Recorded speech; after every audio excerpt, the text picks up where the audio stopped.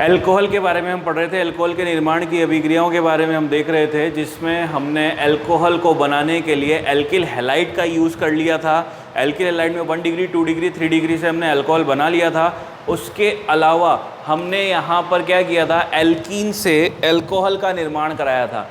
Alkene से alcohol का निर्माण कराने में हमने यहाँ पर जलयोजन भी कराया था। जलयोजन की मैकेनिज्म हमने देखी। यहाँ पर सांद्र सल्फ्यूरिक अम्ल से भी हमने अभिक्रिया कराई, जिसमें पहले एल्किल हाइड्रोजन सल्फेट बनता है, उसके बाद भाप आसवन द्वारा हम अल्कोहल का निर्माण करते हैं। इसके अलावा एल्कीन से बनाने के लिए हमने हाइड्रोबोरोनीकरण कराया। हाइड्रोबोरोनीकरण के बाद हमने ऑक्सी मर्क्यूरीकरण भी, मर्क्यूरीकरण भी यहाँ पर करा दिया था। दैट मीन्स एल्किल हैलाइड और एल्कीन से किस तरह से हम अल्कोहल बना सकते हैं, इसके बारे में हमने देख लिया था। आज हम जो अल्कोहल बनाने जा रहे हैं उसमें काम में लेंगे कार्बोनिल यौगिक। कार्बोनिल यौगिकों द्वारा हम अल्कोहल का निर्माण करने जा रहे हैं। और कार्बोनिल यौगिकों में हमें पता है कि 2 प्रकार के यौगिक होते हैं आपके पास। एक तो होता है एल्डिहाइड और दूसरा हमारे पास होता है कीटोन। यानी कि एल्डिहाइड और कीटोन से हमें यहाँ पर अल्कोहल का निर्माण करना होगा। बहुत सारे तरीके हैं यहाँ पर एल्डिहाइड और कीटोन से अल्कोहल बनाने के लिए। किस किस तरीके से आप यहाँ पर बना सकते हैं, तो उसके लिए मैं आपको बताऊँ। सबसे पहला और सबसे बेसिक अपचयन। एल्डिहाइड और कीटोनों के अपचयन से आप आसानी से अल्कोहल बना सकते हैं। यदि एल्डिहाइड और कीटोन का आप अपचयन करा रहे हैं तो अपचयन का सीधा सा तरीका है। अपचयन पर 2 हाइड्रोजन जुड़ते हैं, हमें पता है, ठीक है। तो अपचयन के लिए यहाँ पर हम ये कह सकते हैं कि एक हाइड्रोजन तो जोड़ना होगा आपको ऑक्सीजन पर, और एक हाइड्रोजन जोड़ना होगा ऑक्सीजन से जुड़े हुए कार्बन पर। क्या बोला? एक हाइड्रोजन जोड़ना होगा ऑक्सीजन पर और एक हाइड्रोजन जोड़ना होगा हमें ऑक्सीजन से जुड़े हुए कार्बन पर, तो हमें अल्कोहल यहाँ पर मिल जाएगा। अब देखें किस तरह से। कोई सा भी एल्डिहाइड ले लेते हैं अपन। एल्डिहाइड लिया है CH3CHO, यानी कि एसिड एल्डिहाइड हमने यहाँ पर ले लिया है। एसिड एल्डिहाइड के लिए अगर अपचयन करा रहे हैं तो 2 हाइड्रोजन, मिनिमम 2 हाइड्रोजन तो मिलेंगे ही मिलेंगे, चाहे अपचायक प्रबल हो चाहे अपचायक दुर्बल हो। तो हम क्या कह रहे हैं कि एक हाइड्रोजन तो जोड़ेंगे ऑक्सीजन पर, एक जोड़ेंगे ऑक्सीजन जुड़े हुए कार्बन पर।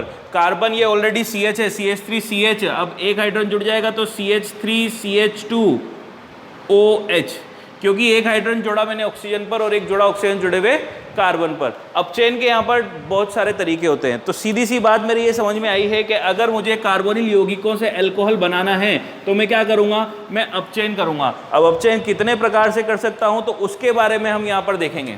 कार्बोनिल यौगिकों द्वारा, इसके अंदर फर्स्ट रिएक्शन में लिखूँगा अपचयन द्वारा, और अपचयन के अंदर भी फर्स्ट धातुओं द्वारा अपचयन, धातुओं द्वारा, या फिर मैं लिख दूं कि उत्प्रेरकी हाइड्रोजनीकरण, जिसे हम कह सकते हैं उत्प्रेरकी हाइड्रोजनीकरण। इसका मतलब क्या होता है? इसका मतलब यह है कि उत्प्रेरक के रूप में तो आपने धातु परमाणु लेना है और आणविक हाइड्रोजन से उसकी अभिक्रिया करा देनी है। अब धातु परमाणु उत्प्रेरक हमें पता है अपचयन के लिए निकल, प्लेटिनम और पैलेडियम सबसे बढ़िया अपचायक हैं, अगर धातु अपचायकों की आप बात कर रहे हैं तो उत्प्रेरकी हाइड्रोजनीकरण या धातुओं द्वारा अपचयन में हम यही करेंगे। मैंने एक बार ले लिया है एल्डिहाइड CH3COH, एक बार ले लूँगा मैं कीटोन CH3COCH3। आणविक हाइड्रोजन यानी कि H2H2 हाइड्रोजन से अभिक्रिया करा रहे हैं। इस अभिक्रिया को आप उत्प्रेरकीय हाइड्रोजन बोलो, इस अभिक्रिया को आप आणविक हाइड्रोजन द्वारा अपचयन बोलो, या फिर इस अभिक्रिया को आप धातुओं द्वारा अपचयन बोलो, सब कुछ सही है, ठीक है।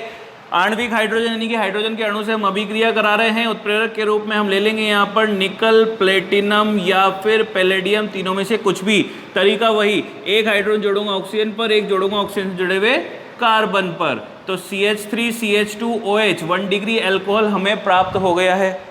ठीक इसी तरह से कीटोन पर आते हैं, वही उत्प्रेरकी हाइड्रोजनीकरण हम करा रहे हैं। निकल, प्लेटिनम, पैलेडियम हमने ले लिया है। हाइड्रोजन फिर से वही बात, एक जुड़ेगा ऑक्सीजन पर, एक जुड़ेगा ऑक्सीजन जुड़े हुए कार्बन पर। तो ये जोड़ा हमने CH3 ऑक्सीजन से जुड़ा हुआ कार्बन, CH ऑक्सीजन पर, OH CH3, 2 डिग्री अल्कोहल हमें प्राप्त हो गया। तो बात ये समझ में आई कि जब भी एल्डिहाइड का अपचयन करूंगा तो 1 डिग्री अल्कोहल मिलेगा, और जब भी कीटोन का अपचयन करूंगा तो मुझे 2 डिग्री अल्कोहल प्राप्त होगा, ठीक है। तो अपचयन के अंदर पहली अभिक्रिया थी आपकी धातुओं द्वारा अपचयन, दूसरी यहाँ पर हम लिखेंगे दूसरी अभिक्रिया धातु विलायकों द्वारा अपचयन। धातु विलायकों द्वारा, अब धातु विलायक क्या होता है? धातु तो होगी, लेकिन यहाँ पर धातु निकल प्लेटिनम पैलेडियम नहीं होगी, यहाँ पर धातु होगी सोडियम या पोटेशियम। धातु विलायक यानी कि धातु भी होगी और विलायक भी होगा। इसमें मोस्टली आप लेते हैं Na(C2H5OH) का मिश्रण। वो इसलिए क्योंकि अल्कोहल जो होते हैं ये दुर्बल अम्लीय होते हैं। अल्कोहल क्या होते हैं? दुर्बल अम्लीय होते हैं, यानी कि कठिनाई से H+ निकालते हैं। लेकिन अगर अल्कोहल की किसी क्षार के साथ अभिक्रिया हो या क्षार के साथ उसका मिश्रण हो तो आसानी से H+ दे देते हैं। ये सोडियम क्या है? ये क्षार धातु है। अल्कोहल क्या है? दुर्बल अम्लीय है। तो यहाँ से आपको हाइड्रोजन मिल जाएंगे। अपचयन में क्या चाहिए होता है? अपचयन में हाइड्रोजन चाहिए होते हैं। अभी निकल प्लेटिनम पैलेडियम हाइड्रोजन थोड़ी ना देते हैं, ये तो धातुएं हैं। धातुओं की उपस्थिति में अपचयन आसानी से इसलिए होता है क्योंकि धातुएं इलेक्ट्रॉन त्यागती है। इलेक्ट्रॉन का निकलना ऑक्सीकरण, धातुएं स्वयं का ऑक्सीकरण करती है तो दूसरों का अपचयन आसानी से वो करा सकती है, इसलिए धातुओं को हम अपचायक के रूप में लेते हैं। यहाँ पर वही बात है कि ये धातु स्वयं का ऑक्सीकरण करती है तो दूसरों का अपचयन करेगी। Na(C2H5OH) या Na+C2H5OH जिसे बोलते हैं अपन धातु विलायक। धातु विलायकों द्वारा अपचयन को आप एक और नाम से जानते हैं जिसे आप कहते हैं बुओ-ब्लांक अपचयन।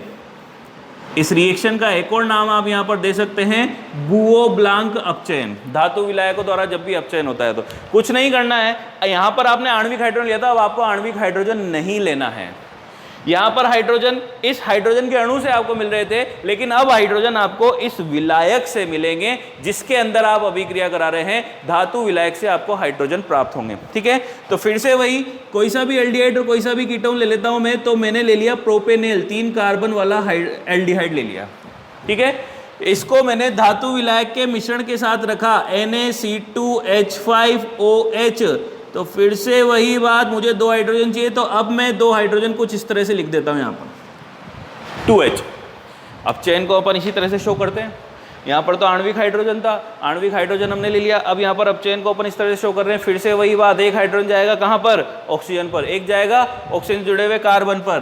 तो ये हो गया CH3CH2, CH3CH2, CH है, एक और हाइड्रोजन आ जाएगा तो CH2, O पर एक हाइड्रोजन आ जाएगा तो CH2OH, यानी कि फिर से आपको प्राथमिक अल्कोहल मिल गया है। अगर आप कीटोन लेते हैं यहाँ पर तो कीटोन लेने पर आपको 2 डिग्री अल्कोहल प्राप्त हो जाएगा। जैसा कि मैंने आपको बताया कि 1 डिग्री अल्कोहल एल्डिहाइड से मिलेगा और 2 डिग्री अल्कोहल आपको कीटोनों से प्राप्त होगा। ठीक है, तो ये 2 तरीके थे अपचयन के। अभी कार्बोनिल यौगिकों के अंदर ही चल रहे हैं अपन। अपचयन पहली अभिक्रिया है और उस अभिक्रिया के अंदर ये 2 रिएक्शन है। इसके अलावा एक और रिएक्शन है संकुल धात्विक हाइड्राइडों द्वारा, संकुल धात्विक हाइड्राइडों द्वारा। क्योंकि हम अपचयन की बात कर रहे हैं तो अपचायक तो ढेर सारे हैं हमारे पास। संकुल धात्विक हाइड्राइड 2 प्रकार के होते हैं, एक तो है लिथियम एल्यूमिनियम हाइड्राइड और एक है सोडियम बोरोहाइड्राइड। ये दोनों अपचायक का काम करते हैं, लेकिन ये प्रबल है। लिथियम एल्यूमिनियम हाइड्राइड प्रबल है और सोडियम बोरोहाइड्रेट दुर्बल है। वैसे भी विद्युत रासायनिक श्रेणी को अगर देखा जाए ना तो उस श्रेणी के हिसाब से पूरी आवर्त सारणी में सबसे प्रबल अपचायक धातु जो होती है वो लिथियम होती है। विद्युत रासायनिक श्रेणी आपने 12th क्लास में पढ़ी थी, उसमें शायद आपको याद हो तो मैं याद दिलाने की कोशिश करूँ। ली के बाबा सरदार हैं, कुछ इस तरह की एक सारणी आपने याद की थी। ठीक है, तो वो ली कौन है? वो लिथियम है। लिथियम सबसे ऊपर आता है उस श्रेणी के अंदर और फ्लोरीन सबसे नीचे आता है। तो सबसे प्रबल अपचायक माना जाता है लिथियम और सबसे प्रबल ऑक्सीकारक माना जाता है फ्लोरीन। ठीक है, तो यहाँ पर संकुल धात्विक हाइड्राइड आपके पास 2 प्रकार के हैं, एक तो है लिथियम एल्यूमिनियम हाइड्राइड और दूसरा है आपका सोडियम बोरोहाइड्राइड। मैं आपको फिर बता दूं, ये प्रबल है, ये दुर्बल है। इन अपचायकों का उपयोग हम क्यों करते हैं? इसलिए करते हैं क्योंकि ये चयनात्मक होते हैं। चयनात्मक से मेरा मतलब है कि किसी कार्बोनिल यौगिक के अंदर हो सकता है डबल बॉन्ड या ट्रिपल बॉन्ड हो, और आपको पता है ऐसे कार्बोनिल यौगिक। अगर आपको याद हो तो मैं एक यौगिक का नाम लिखना चाहूँगा, क्रोटेनल्डिहाइड। क्रोटेनल्डिहाइड, ये नाम सुना होगा आप लोगों ने, नहीं सुना हो तो मैं सुना देता हूँ। क्रोटेनल्डिहाइड एल्डोल संघनन में प्राप्त हुआ था आप लोगों को। एल्डोल संघनन नाम की अभिक्रिया आपने 12th क्लास में पढ़ी थी, जिसमें एसिटाल्डिहाइड के 2 अणुओं का आपने आपस में संघनन कराया था अल्फा हाइड्रोजन की उपस्थिति में।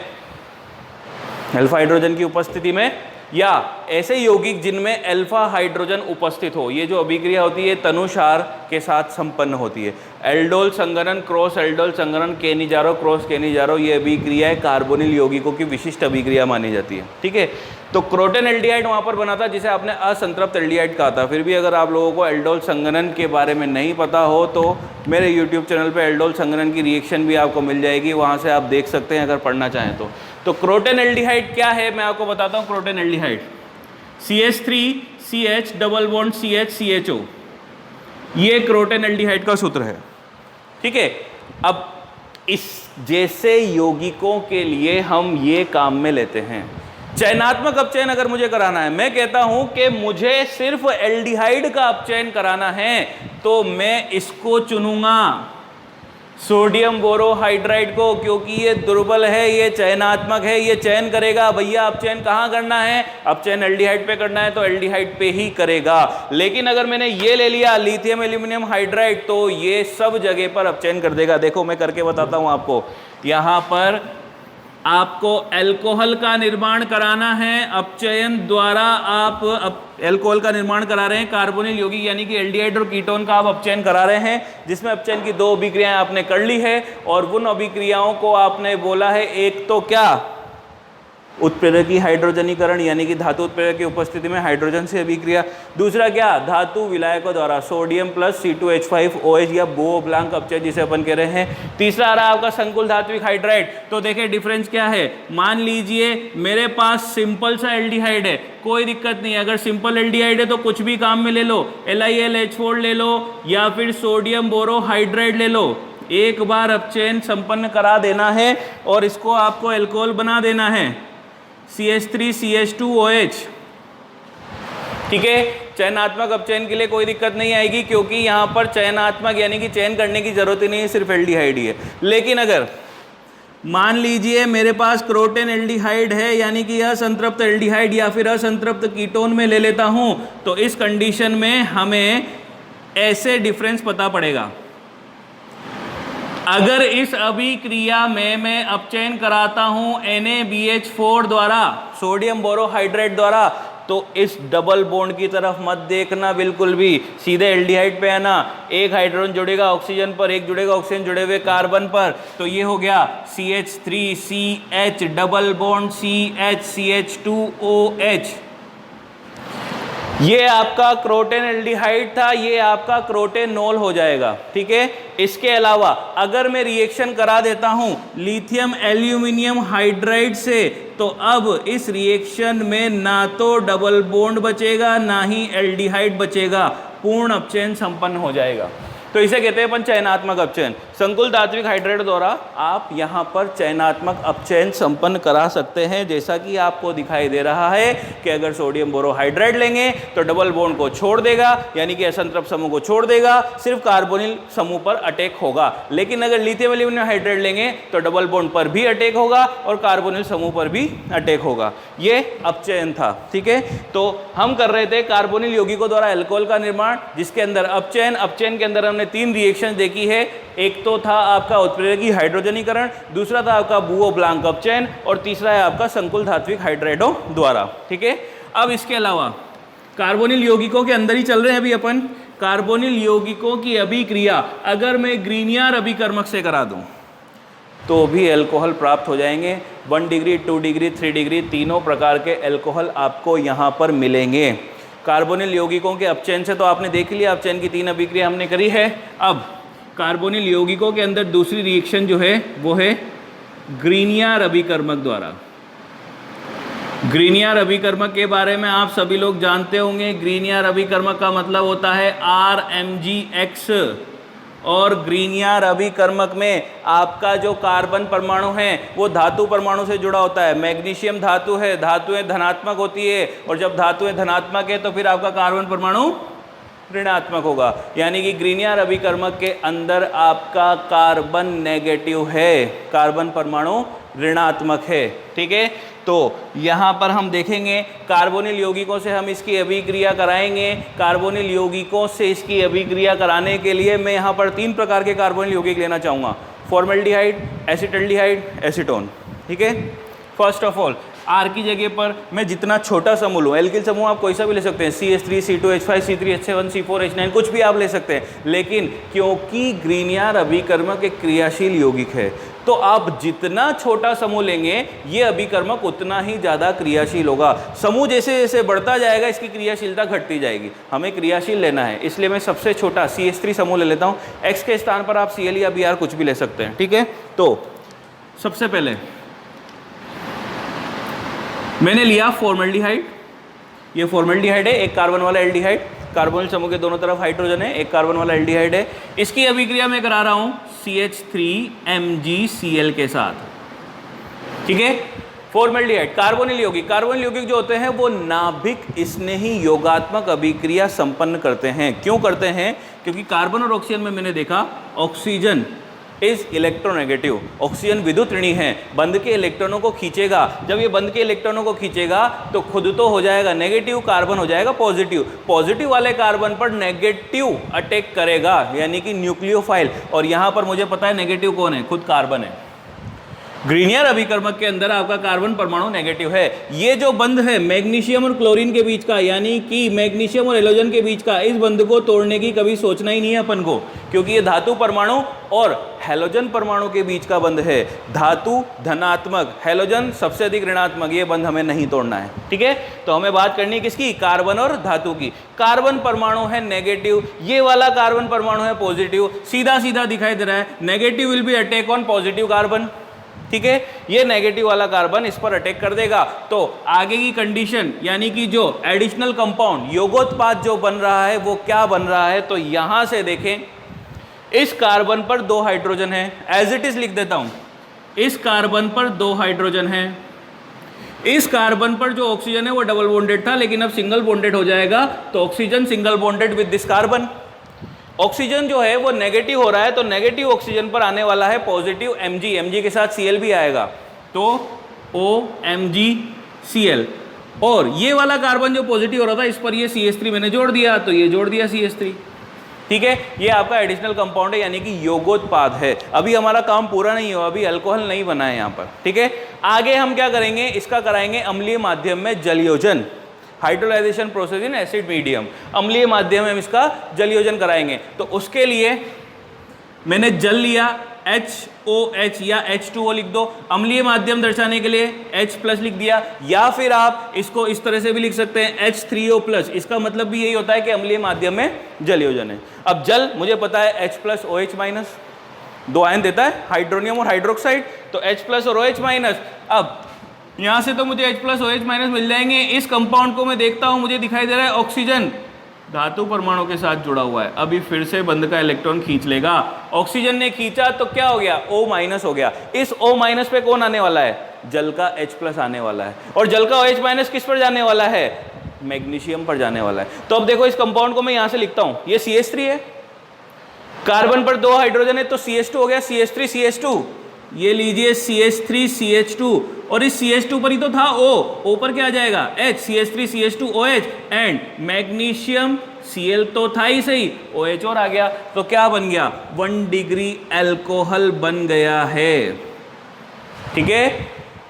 कार्बोनिल यौगिक फॉर्मल्डिहाइड की रिएक्शन आपने ग्रीनियर अभिकर्मक से कराई है, तो 1 डिग्री अल्कोहल आपको मिला है। अब इसकी जगह पर अगर मैं इस रिएक्शन को एसिटाल्डिहाइड या और किसी भी एल्डिहाइड से करा दूं, फॉर्मल्डिहाइड तो छोड़ा मैंने, फॉर्मल्डिहाइड के अलावा 2, 3, 4, 5, 10, 50 कितने भी कार्बन वाला एल्डिहाइड में ले लूं, अगर मैं किसी अन्य एल्डिहाइड से ये रिएक्शन कराऊंगा तो मुझे 2 डिग्री अल्कोहल ही मिलेगा।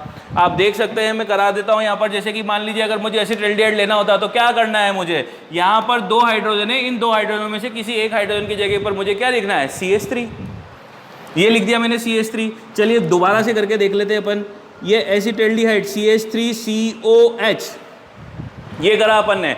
एसिटाल्डिहाइड की रिएक्शन अगेन CH3MgCl, CH3MgCl से कराई। हमें पता है ऑक्सीजन इलेक्ट्रोनेगेटिव है, बंध के इलेक्ट्रॉनों को खींचेगा, O- होगा, कार्बन प्लस होगा, प्लस वाले कार्बन पर ये माइनस वाला कार्बन अटैक कर देगा, और माइनस वाले ऑक्सीजन पे आ जाएगा क्या, MgCl। MgCl आ जाएगा तो देखते हैं कंडीशन किस तरह से होगी। यहां से लिख रहे हैं CH3 से, तो CH3 CH3 किससे जुड़ा हुआ है? CH से। ये लीजिए CH, CH पर क्या है? O है। O डबल बॉन्डेड था, एक बॉन्ड टूट गया, सिंगल बॉन्डेड हो गया। O पर क्या आने वाला है? MgCl। और इस CH पर क्या आने वाला है? CH3। तो ये लीजिए CH3 आ गया, योगोत्पाद बन गया। उसके बाद क्या करेंगे? उसके बाद फिर से वही अम्लीय माध्यम में जलयोजन। अम्लीय माध्यम में जलयोजन के लिए मैंने फिर से इसको ऐसे लिख दिया है। ऑक्सीजन वापस से मैग्नीशियम से बॉन्ड का इलेक्ट्रॉन खींचेगा, जल का H+ ऑक्सीजन बुलाएगा और मैग्नीशियम पर आ जाएगा OH-। तो CH3 CHOH CH3 MgCl OH, 2 degree alcohol बन गया आपका। ठीक है, तो आप देख सकते हैं कि अगर कार्बोनिल यौगिकों में मैं फॉर्मल्डिहाइड लेता हूं, फॉर्मल्डिहाइड की रिएक्शन में कराता हूं ग्रीनियर अभिकर्मक से, तो मुझे 1 डिग्री अल्कोहल मिलेगा। फॉर्मल्डिहाइड के अलावा अगर मैं कोई सा भी एल्डिहाइड लेता हूं, किसी भी प्रकार का अगर मैं एल्डिहाइड लेता हूं, तो मुझे 2 डिग्री अल्कोहल मिलेगा। और अगर मैं इस अभिक्रिया को कीटोन से करा देता हूं, तो ऑब्वियस सी बात है अब मुझे 3 डिग्री अल्कोहल मिलेगा। यानी कि कार्बोनिल यौगिकों की अभिक्रिया द्वारा मैं 1 degree, 2 degree as well as 3 degree तीनों प्रकार के अल्कोहल प्राप्त कर सकता हूं, अगर मैं उसकी अभिक्रिया ग्रीनियर अभिकर्मक से करा रहा हूं तो। और अगर मैं अपचयन करा रहा हूं तो मुझे 1 डिग्री और 2 डिग्री अल्कोहल ही मिलेंगे। अपचयन के 3 तरीके हैं, वो मैंने आपको बता दिए हैं। कौन कौन से? एक तो उत्प्रेरकी हाइड्रोजनीकरण, जिसमें धातु परमाणु उत्प्रेरक होगा, हाइड्रोजन का अणु होगा। दूसरा धातु विलायकों द्वारा अपचयन, जिसे आप बुओ ब्लांक अपचयन भी कहते हैं। तीसरा जो है उसमें हमने क्या किया था? तीसरी वाली अभिक्रिया के अंदर हम यहाँ पर संकुल धात्विक हाइड्राइड का यूज करते हैं, जो कि चयनात्मक अपचयन के लिए भी काम में आते हैं। अदरवाइज लिथियम एल्यूमिनियम हाइड्राइड हर प्रकार के अपचयन के लिए आप यूज में ले सकते हैं। ठीक है, तो ये कार्बोनिल यौगिकों द्वारा अल्कोहल निर्माण की अभिक्रिया थी। फॉर्मल्डिहाइड और एसिटाल्डिहाइड से करके मैंने बता दी है। एसीटोन से आप लोग खुद ट्राई करेंगे और 3 डिग्री अल्कोहल बना लेंगे। ठीक है, कार्बोनिल यौगिकों से अल्कोहल निर्माण यहाँ खत्म होता है। अब इसके अलावा आपने क्या किया? आपने इसका निर्माण करा दिया हेलो एल्केन या एल्किल हैलाइड से, आपने इसका निर्माण करा दिया है एल्कीन से, आपने इसका निर्माण करा दिया है कार्बोनिल यौगिक से। अब 4th टाइप एमीनो द्वारा या एमीन द्वारा, यहाँ पर हम एमीन से अभिक्रिया कराएंगे या तो सोडियम नाइट्राइट NaNO2 की या फिर नाइट्रस अम्ल HNO2 की। कोई भी एमीन लेंगे अपन, एमीन की अभिक्रिया हम कराने वाले हैं यहाँ पर किससे?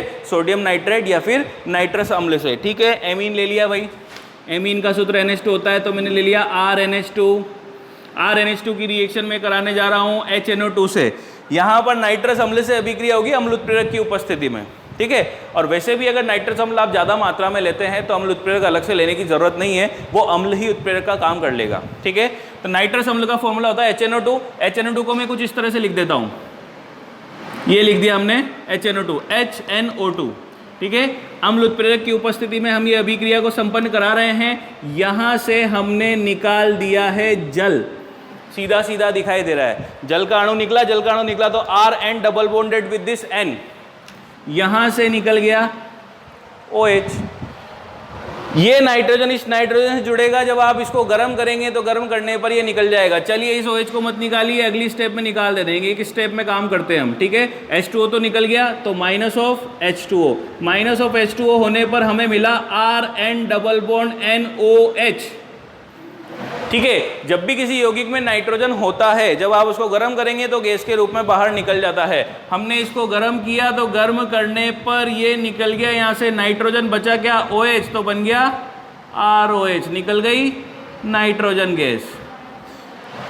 अगर विलयन प्रावस्था में ये अभिक्रिया हो रही है तो नाइट्रोजन गैस बुलबुलों के रूप में निकलती हुई आपको दिखाई दे जाएगी, कोई दिक्कत वाली बात नहीं है।